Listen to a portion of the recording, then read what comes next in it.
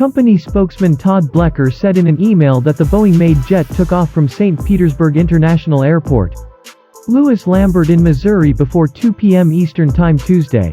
The plane, flown by Boeing test pilot Matt Geesey, was airborne for about 90 minutes before returning to the airport. During the flight, Geesey tested the avionics, systems and software while the team monitored data in real time to assess the jet's performance. Prat Kumar said the successful aviation proved the jet's safety and readiness to join the fleet. Our workforce is passionate about building a modern fighter for the US Air Force. Our customers can feel confident in their decision to invest in this platform capable of incorporating the latest advanced combat management systems, sensors and weapons thanks to the digital jet fuselage design and open mission system architecture. The Air Force is expected to take delivery of the first 2 jets at Eglin Air Force Base, Florida, in late March. The remaining 6 aircraft are to be delivered by fiscal year 2023, according to the service. The F-15EX will be the first 4th-generation combat aircraft program in more than 20 years. In July, the service awarded Boeing a $1.2 billion contract to acquire the multi-role fighter F-15EX, which is considered a 4th-generation plus jet. The contract covers 8 jets, including initial design, development, testing and certification, plus spare parts and support equipment, training and technical data, and shipping and maintenance costs.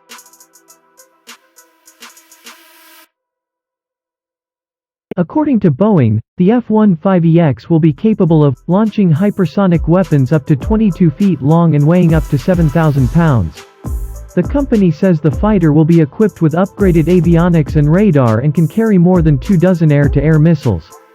In comparison, the F-15 can carry 4 AIM-9 Sidewinders and 4 AIM-120 advanced medium-range air-to-air missiles, or 8 AMRAAMs.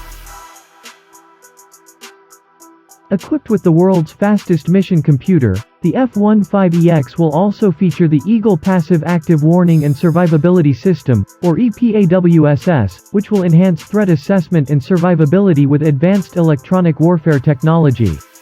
The first 8 F-15EX aircraft will be based at Eglin due to wing testing at the base. The service says the aircraft's most significant upgrade will be its open mission systems architecture, which will allow its software to be upgraded and deployed more easily compared to its aging F-15C cousin, which the service is seeking to replace. Firing hypersonic weapons, flying at supersonic speeds of Mach 2.5, disrupting enemy combat aircraft communications, flying semi-autonomously, and performing 87 billion computer functions per second are all attributes that the U.S. Air Force's emerging U.S. Air Force F-15EX aircraft are reportedly making by Boeing. The F-15EX now under construction reportedly incorporates a large number of impactful innovations, but that does not mean that it is comparable to a 5th-generation fighter. Its advantages are multifaceted in that it is lower cost and easier to manufacture than completely new systems, and it brings a combat system previously unavailable to 4th-generation fighters. One intriguing question is whether the F-15X's performance in war games or mock combat drills can beat Russian or Chinese 5th-generation aircraft. Essentially, the F-15EX concept ties a generation of technological innovation into the vintage 1970 F-15 airframe. The F-15EX uses the classic F-15 frame but incorporates a number of technological improvements developed over the last 30 years. The serial production of the F-15, driven largely by overseas sales in recent years, allows for the integration of new technology and weapons and keeps the workforce and manufacturing facilities fresh. The logic of replacing the F-15E together with the F-15C is straightforward. The F-15 and F-35 have overlapping and non-identical missions and capabilities. The F-15EX significantly expands the capabilities of the existing F-15 fleet, and the F-15EX helps eliminating the need for expensive life extension programs. The Air Force has also requested money to buy an additional 12 aircraft in the 2021 fiscal year and hopes to purchase a total of 76 F-15EXs over the 5-year Future Years Defense program. Ultimately, the aims to acquire at least 144 of the jets as it sets about replacing its older F-15CD Eagles that are rapidly running out of airframe hours. That number could grow in the future as the flying force balances its needs for low observable fighters and advanced fourth-generation types. Even the possibility of replacing the F-15E with the F-15EX has been floated unofficially.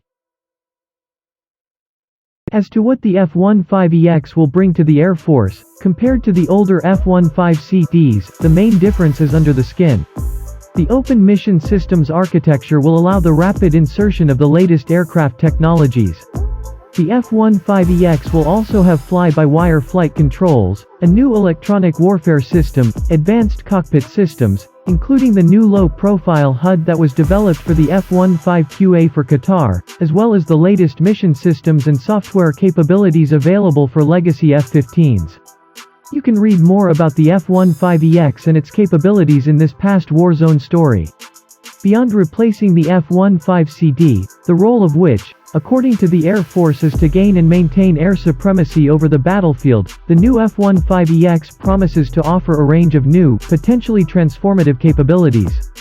These could include serving as a weapon truck, carrying much larger weapons loads than fifth-generation types, as well as physically bigger munitions, such as large hypersonic weapons now in development but unable to be accommodated inside a fifth-generation fighter weapons bay. As we mentioned earlier, this kind of versatility could yet open the door to the F-15EX eventually replacing the F-15E Strike Eagle, as well as the F-15CD. This option, which the Warzone has discussed in the past, would not be without controversy, though, since it could further threaten the Air Force's long-standing plans to procure 1,763 F-35A airframes. It is noteworthy, however, that the F-15EX will be delivered with a lot of equipment in common with the upgraded F-15E, including the Raytheon and APG-821 active electronically scanned array radar, the new Advanced Display Core Processor 2, and the EPAWSS self-protection system. Outside the United States, Boeing has already offered the F-15EX for export, targeting an Indian Air Force requirement for new fighters, although in that country the aircraft will face competition from multiple other options, not least Boeing's own Super Hornet, which is also in the running and which could potentially knock out the F-15EX. Whatever path the F-15EX takes once in service with the U.S. Air Force, and potentially with other nations too, the fact that the service will soon start to receive yet another iteration of the venerable Eagle goes to show just how much potential was inherent in that very first F-15A, which took to the skies nearly half a century ago. With the new F-15EXs having a whopping 20,000-hour airframe life, they are likely to serve for well over half a century.